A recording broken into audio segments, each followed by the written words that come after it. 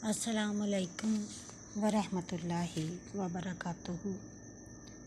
ایک دن امام احمد بن حنبل بچوں کو قرآن پاک کی تعلیم دے رہے تھے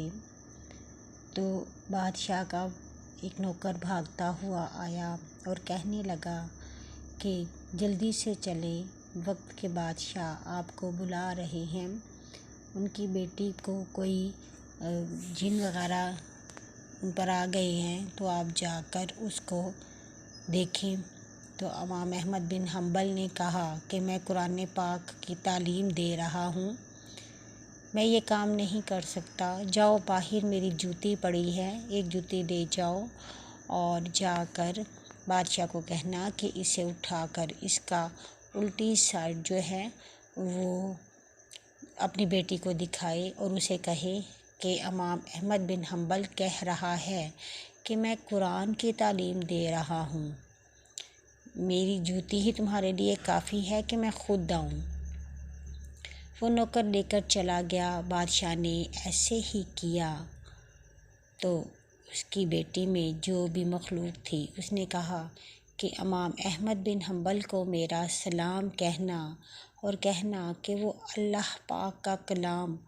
لوگوں کو پڑھا رہے ہیں تو ہم بھی ان کے غلام ہیں، تو ان کو میرا سلام کہہ دینا، اور وہ یہ کہہ کر چلا گیا۔ اللہ کی کتاب میں بہت برکت ہے۔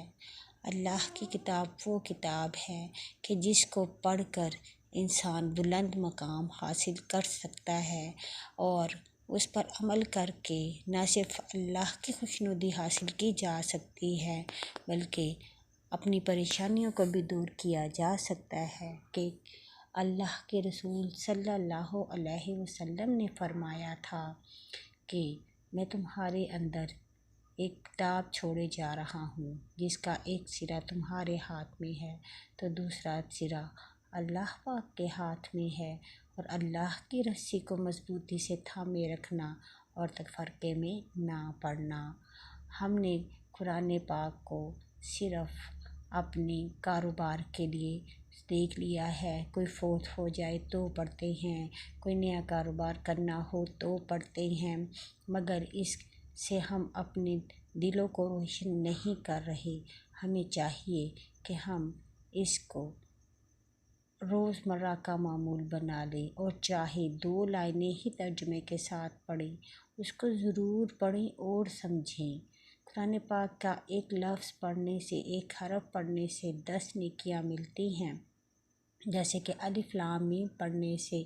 30 نیکیاں ملتی ہیں، مگر اگر ہم اس کو سمجھ کر پڑھیں گے تو ہی ہمیں پتہ ہوگا کہ ہمیں اللہ پاک کا کیا حکم مل رہا ہے۔ جیسے کہ حضرت علی نے فرمایا تھا کہ جب میرا دل کرتا ہے کہ میں اللہ سے باتیں کروں تو میں نماز پڑھتا ہوں، اور جب میرا دل کرتا ہے کہ اللہ مجھ سے باتیں کرے تو میں قرآن کی تلاوت کرتا ہوں،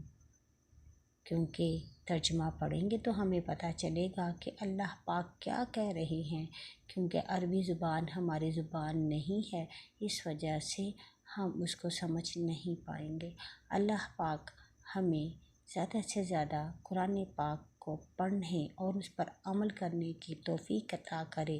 آمین۔